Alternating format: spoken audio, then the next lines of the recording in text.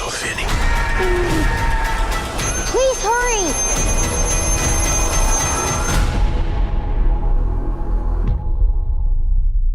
Hi, Mr. Derrickson. It's Miguel from Brazil. Good to see you. Hi, Ethan. It's Miguel from Brazil. How are you this evening?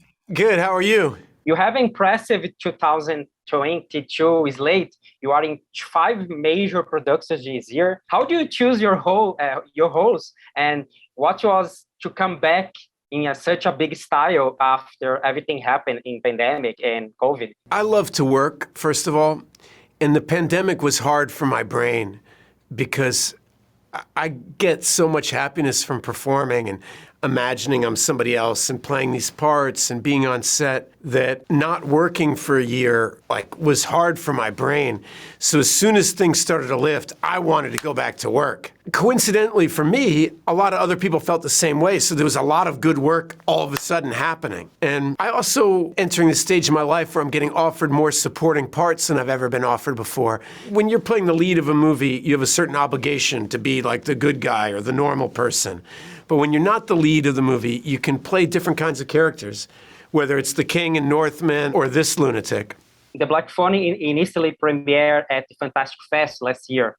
It has 100% at Rotten Tomatoes, with a lot of buzz and very strong early reaction on social media. How did you guys react to this critical reception? Oh, it's always great. I knew that we made a good movie, but you never know if audiences are going to connect with something as much as, if they're going to like it as much as you like it, So it was really rewarding for me, and it started in the test screenings. We were testing the movie, and I could see the audience really respond and really love the movie. And then the festivals, they loved it even more.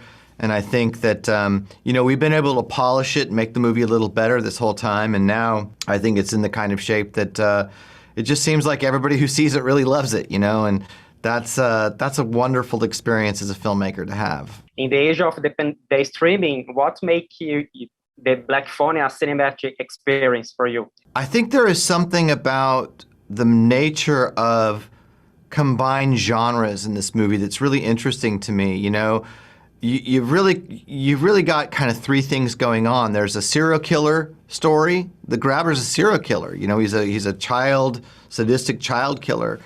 But then you've got on top of a serial killer who abducts kids and kills them, this paranormal, supernatural ghost story. Where the dead victims are present, and you've got the young sister Gwen who has psychic abilities. But then on top of that, I think you've got a real coming-of-age drama.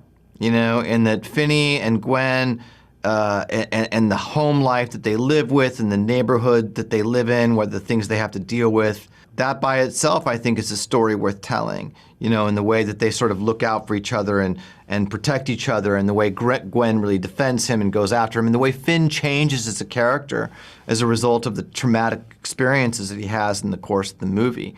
To fully play the Gabber, did you need to know this complete backstory, this life? What did you know about him that you don't see in the movie? Well, one of the things that I really like about the movie is how mysterious it is. Most movies spend a lot of time over-explaining things to you. And because we only see the grabber from Mason's point of view, we don't know much about him, which I find really terrifying. So I could come up with my own backstory as to what happened with the Black Phone and what's haunting this person and why he's as broken as he is and why is he interested in magic.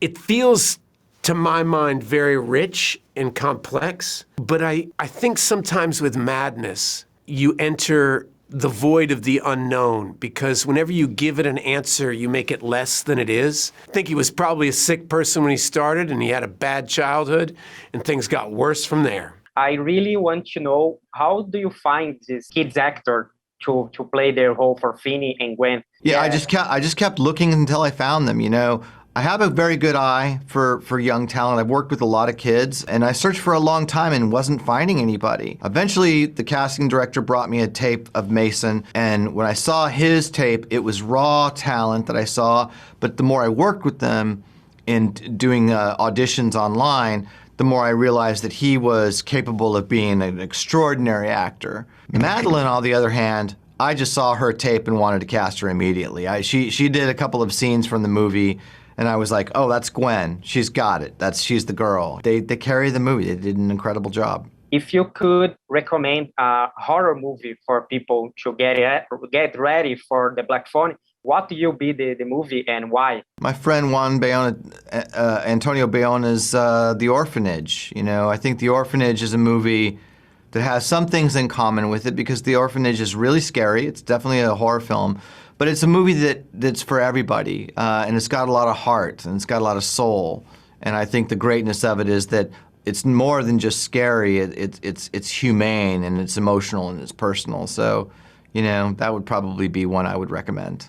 I want to talk to you about the grabber mask, because for the first time I thought, oh, it's a mask. But now, after saw the movie, parts could be added and removed. I was wondering if you or Scott Derrickson come with this kind of template. It was Scott's idea to have the mask come apart and take on different shapes. And basically, I had 9 different versions of the mask. You know, they could each be combined, and it made it seem more like he was hiding, because different time, you know, it's like he's playing hide and go seek with the audience, and there's something hypnotizing about it. So if I really was important to me to communicate, I could do the mask that just covered my eyes and left my mouth open. If it was more important what was happening with the eyes, we could cover the mouth, and so it became a tool I've never had before as an actor. And I remember the first time I saw the mask, they came in these very elaborate boxes, like, you know, open it was red velvet. It felt like a tomb of some lost monster.